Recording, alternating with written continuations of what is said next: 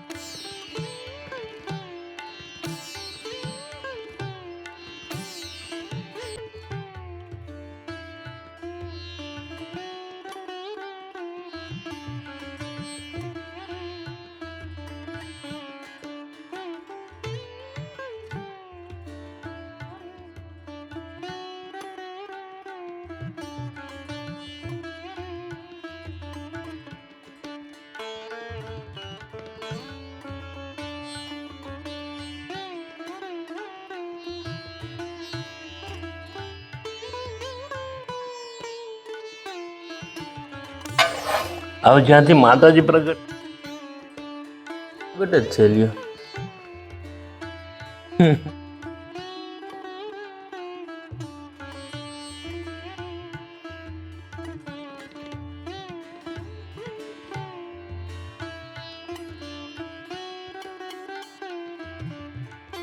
आपको मैंने सब एक्सपेरिमेंट करके बताया. यहाँ बाबा है वो गुजराती में बोल रहे थे, शायद आप नहीं समझ पाओगे इसलिए मैं यहाँ हिंदी में ले रहा हूँ. यहाँ जो भी है वो बाबा ने हमें गुजराती में बताया, हमने एक्सप्लोर किया. उसने पूरी कोशिश की जो भी अग्नि से हम एक्सप्लोर करके साइंटिफिक जो प्रूव है, साइंटिफिक हम जो भी अग्नि के बारे में जानते हैं उनसे परे जाके, क्योंकि अग्नि है वो जलाती ही है. और हाँ, दूसरी बात, हम उसको छुएंगे तो इतना नहीं जलेंगे. और अगर उस पर 2000 लोगों का खाना बनाना है तो भी बन जाएगा वहाँ. तो वो बहुत तरह से अलग है. और मैंने यहाँ जो भी इतिहास पढ़ा है, तो जब झगड़ूसा को एक वरदान में ये माता रानी ने यहाँ दिया था कि भाई आप जब भी कोई भी खाना बनाओ, आपको कोई बर्तन या लकड़ी की ज़रूरत नहीं रहेगी, मैं अखंड प्रज्वलित रहूँगी. ये 600-700 साल पुराना पहले का ये बात है. तो तब से लेके आज तक ये अखंड ज्योत है, ना ही अंदर कोई कनेक्ट है. चारों चार ज्योत है वो अंदर से कोई कनेक्ट नहीं है, सब अलग अलग इंडिविजुअल है.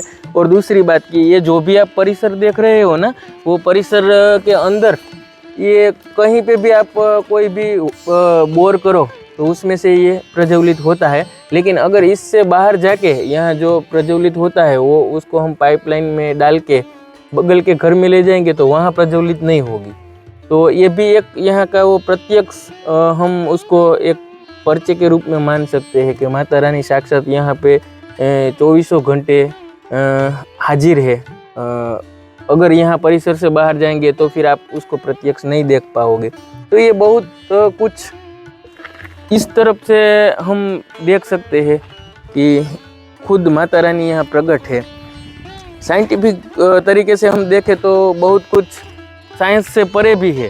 तो हमने यहाँ तक जाना है कि आज भी कोई भी प्रज्वलित अग्नि बुझाते हैं तो फिर वायु रूप में माता रानी हो जाती है, और प्रज्वलित करते हैं तो प्रत्यक्ष रूप में आ जाती है.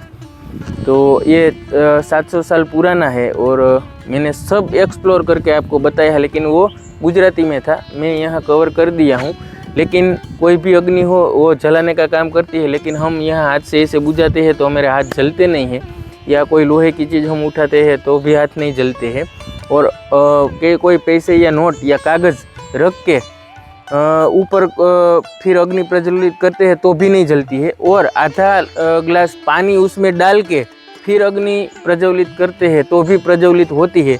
तो ये कुछ साइंटिफिक तरीके से पर है, क्योंकि कोई भी अग्नि जलती हो उसमें आप आधा ग्लास पानी डालोगे तो फिर अग्नि प्रज्वलित नहीं हो पाएगी. लेकिन यहाँ सब कुछ उल्टा है, और साइंटिफिक जो भी नियम है उनसे ऊपर जाके ये सब होता है. तो हम उसको श्रद्धा में गिनेंगे कि ये कोई साक्षात माता रानी का प्रत्यक्ष स्वरूप को हम दर्शन कर पाए, ऐसा मानेंगे. तो ये सब आपको दिखाया. अगर हमारे व्लॉग अच्छे लगे तो प्लीज़ हमारे ये वीडियो लाइक करें, शेयर करें, सब्सक्राइब करें. और ऐसे ही वीडियो हम लाते रहते हैं. और ये एक ही जगह पूरे वर्ल्ड में, इंडिया में नहीं पूरे वर्ल्ड में है कि आप प्रत्यक्ष दर्शन कर सकते हो शक्ति स्वरूप के. वो जगह ये झगड़ूसा आश्रम है अखंड ज्योत का. और यहाँ ज्योत के रूप में और वायु के रूप में हम माता रानी का दर्शन कर पाते हैं.